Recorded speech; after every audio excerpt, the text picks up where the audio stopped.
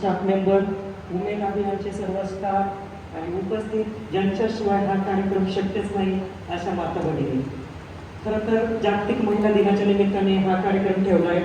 मगाशी अर्चना बनसोडे मॅडमनेही सांगितलं जागतिक महिला दिनानिमित्त आपल्याला जागतिक महिला दिनाच्या शुभेच्छा येतात.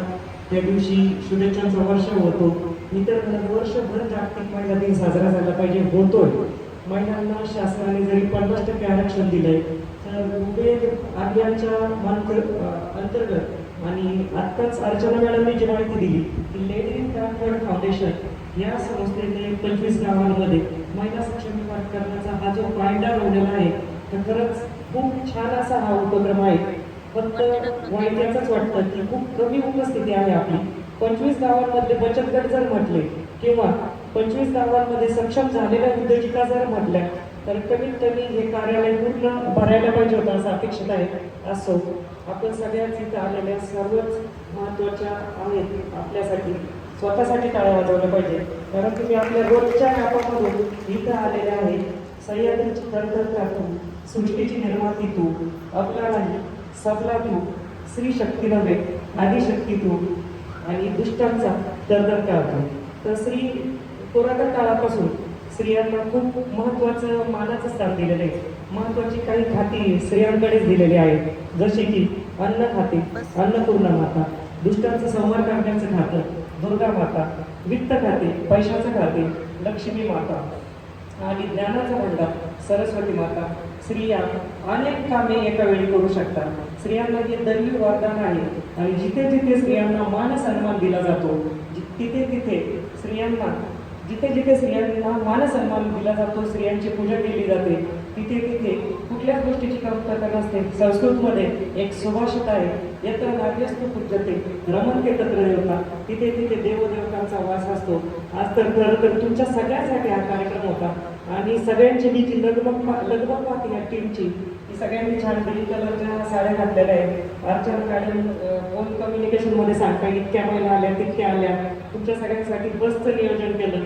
पण स्वतःला एक प्रश्न विचारा, तुम्ही आल्या, तुम्हाला बोलणं हा माझा उद्देश नाही, पण ज्या आल्या नाही त्यांच्यापर्यंत निरोप पोहोचवा की खरंच अशी कुठली संस्था आहे तुमची येण्या जाण्याची पण सोय करते, तुमची बसण्याची पण मस्त एअर कंडिशनर कूलरमध्ये सोय असते, तुमच्या जेवणाची पण सोय असते, तुमच्या व्यवसायाची पण सोय असते, पण फक्त तुम्ही वेळ देऊ शकत नाही.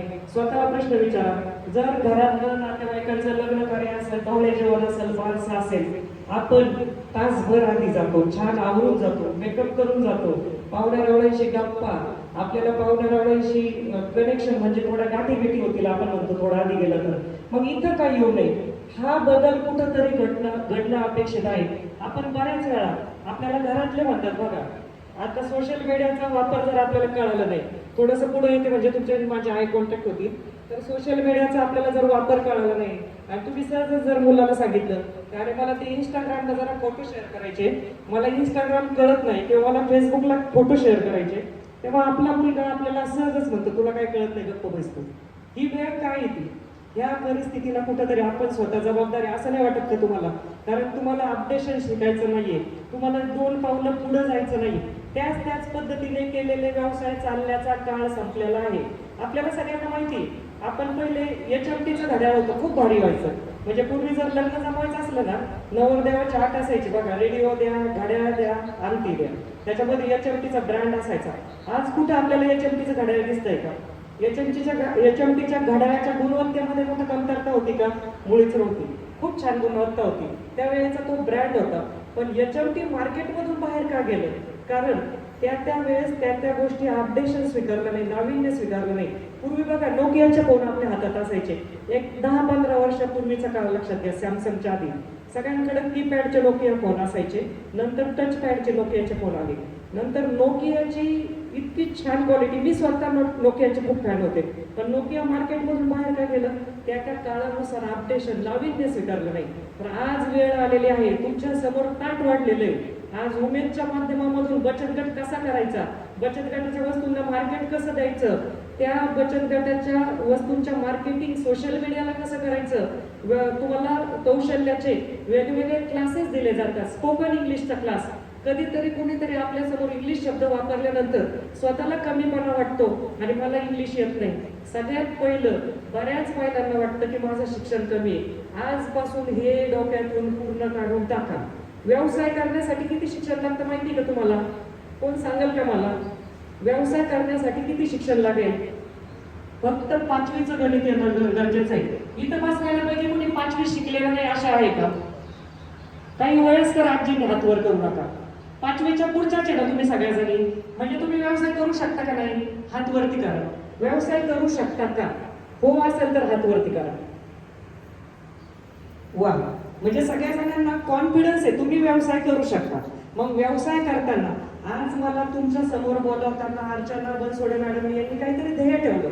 कारण काही वक्ते येतात, पैसे घेतात, सांगून जातात, वाचून ज्ञान देणं वेगळं. पण माझ्यासारखं व्यक्तिमत्व तुमच्या समोर एक शेतकरी ते जर्मन कंपनीची मालकीन माझी मुलाखत पाहिली का युट्यूबला तुम्ही? कारण अर्चना मॅडमच्या डोक्यात होतं इथं जी व्यक्ती बोलणार ती स्वतः काहीतरी घडलेलं व्यक्तिमत्व पाहिजे, स्वतःला काहीतरी पैलू पडलेले पाहिजे, स्वतः काहीतरी संघर्ष केलेला पाहिजे. म्हणून आज मला तुमच्या समोर उभं केलंय. अहिल्यानगरमध्ये राहुरी तालुक्यातील छोट्याशा गावामध्ये माझं सासर आहे. लोणी प्रवरासारख्या ठिकाणी माझं बालपण आणि शिक्षण झालं.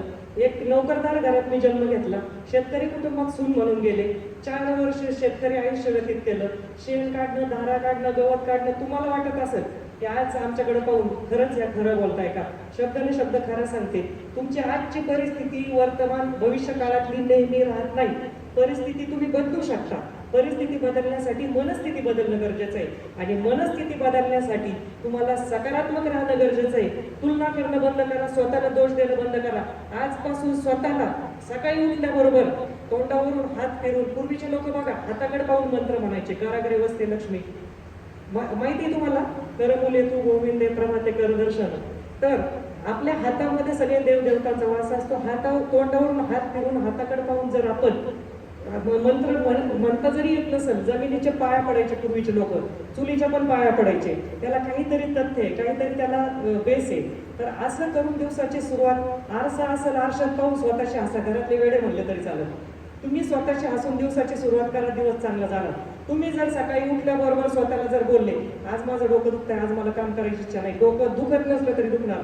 कारण तुम्ही तुमच्या मनाला ते सिग्नल देताय. आज मला बरं वाटत नाही, आज मला कंटाळा आला बाई, आज मी हे काम करणार नाही बाई. असं जर म्हणायला सुरुवात केली तर होऊ शकत नाही. आजपासून झालं ते झालं. भूतकाळ आपल्या हातात नव्हता, वर्तमान काळ आपल्या हातात आहे. भविष्य काळ नक्कीच उज्ज्वल असणार आहे. माझी आज न चुकता मुलाखत बघा, ही माझी मार्केटिंग नाही, तुम्हाला त्याच्यातून शिकायला भेटेल काहीतरी. आणि त्या मुलाखतीमधून कळलं की एक शेतकरी म्हणून तर 4 वर्ष पूर्ण आशा संपलेल्या होत्या. आणि दोघंही नवरा बायको इंजिनियर असताना आज आम्हाला हातात नोकरी नव्हती. आम्ही कसं आयुष्य जगत होतो. 2016ला अलका कुबल मॅडमनी दर्शन एपिसोडमध्ये आमची मुलाखत दाखवली की म्हणजे एक ग्रामीण भागातून आम्ही पुण्यासारख्या उद्योगनगरीमध्ये भोसरीमध्ये कसे यशस्वी झालो. आज आमच्या दोघंही नवरा बायकोंच्या कंपन्या आहे. आमच्या कंपनीमध्ये 200 लोकांना रोजगार दिला जातो. आशिया खंडातली चुंबक बनवणारी पहिली कंपनी मॅग्ना प्लास्टची मी MD म्हणून कार्यरत आहे. माझे मिस्टर समर्थ इंजिनिअरिंग LLPचे डायरेक्टर आहे. तिथे 200 लोकांना रोजगार दिला जातो. अशक्य काहीच नसतं, फक्त तुमची इच्छाशक्ती पाहिजे आणि कष्ट करण्याची ताकद पाहिजे. मग तुम्ही म्हणणार तुम्ही सांगताय मॅडम तुम्ही करू शकता, मग त्याच्या स्टेप काय नेमक्या? आता मी तुम्हाला सोपं समजायला असं सांगते. बचत गट केला, पण बचत गट केल्यानंतर त्याला BC गटच ठेवताय तुम्ही. बचत गटाची दर महिन्याला मीटिंग सगळ्यांची होती का? हात वरती करा. दर महिन्याला मीटिंग होती. मीटिंगमध्ये काय काय होतं? आणलेली बचत जमा करणे, 100, 200, 500 काहीतरी एक अमाऊंट बचत असते. 13 ते 15, 20 जणी तुम्ही एकत्र जमता. मग ते रजिस्टरमध्ये एखादीच जणी लिहित असती, बाकीच्या म्हणते आम्हाला नाही जमत बाई, आमच्याकडून हिशोब चुकला तर काय करायचं बाई, आम्ही नाही बँकेत जाणार बाई. पहिल्यापासून आजच्या या मार्गदर्शनमधून स्वतःला ठरवा, मी रजिस्टर द्यायला शिकणार, मी बँकेत जाणार. काही नाही, महिन्यातून एकदा तरी बँकेत जा, व्यवहार कळून घ्या.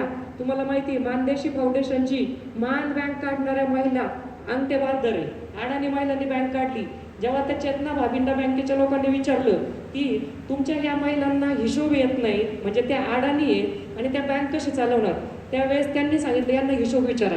पूर्वीच्या महिला खूप हुशार आहे. बसलेल्या मावशींना जर हिशोब विचारला ना, तुम्ही कॅल्क्युलेटर काढूपर्यंत बोटाने हिशोब करतील. त्या गाई कितीला विकली, बकरी कितीला विकली, कोंबड्यांचे किती झाले, मग तुम्ही सांगणार 2च कोंबड्या आणल्या होत्या बाई, त्या बसवल्या, मग त्याच्यापासून मला एवढा फायदा झाला, इतके बकरं करडं विकले, एवढा फायदा झाला.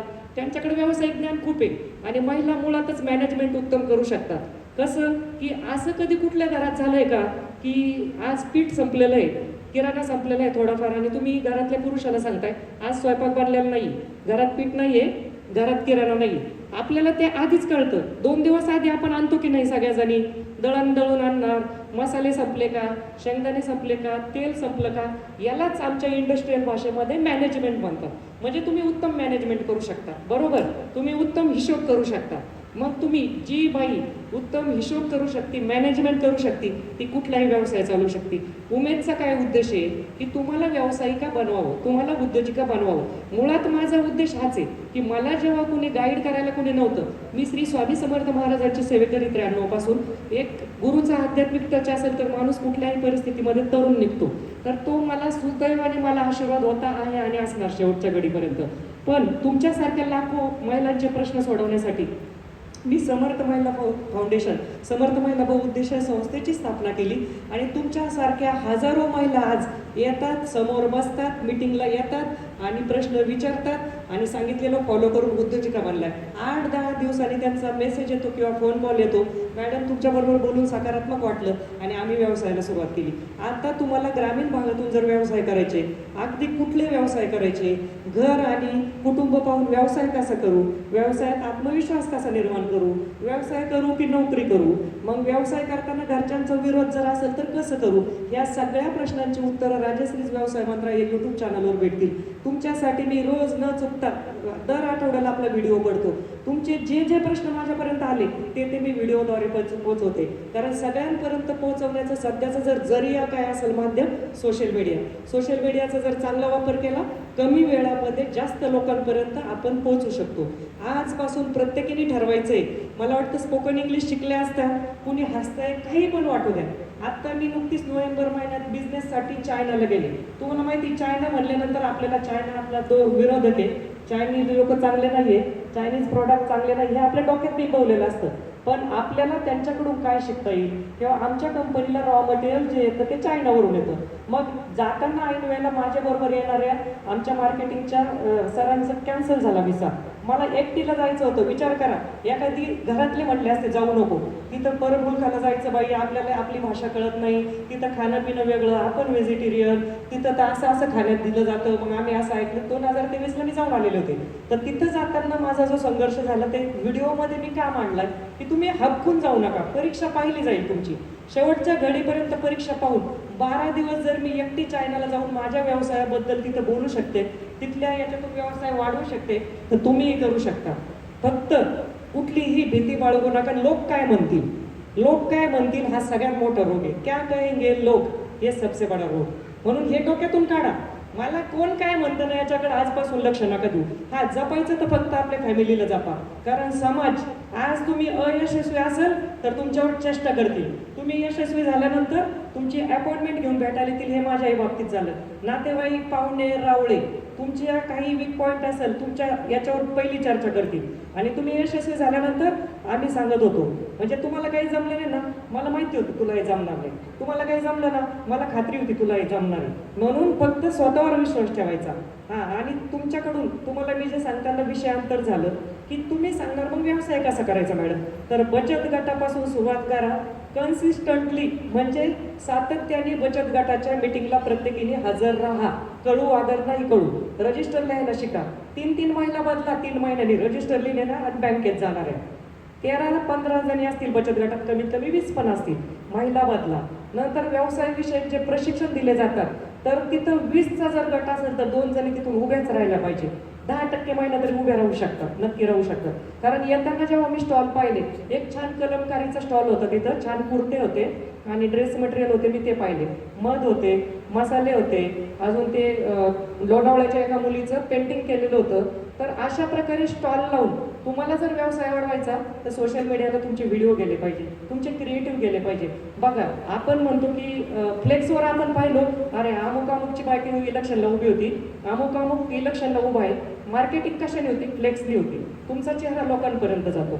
मग तोच फ्लेक्स जर डिजिटल मीडियाला तुम्ही टाकला, क्रिएटिव्ह म्हणतो आपण त्याला, तर तुमच्या व्यवसायाची ॲड होईल.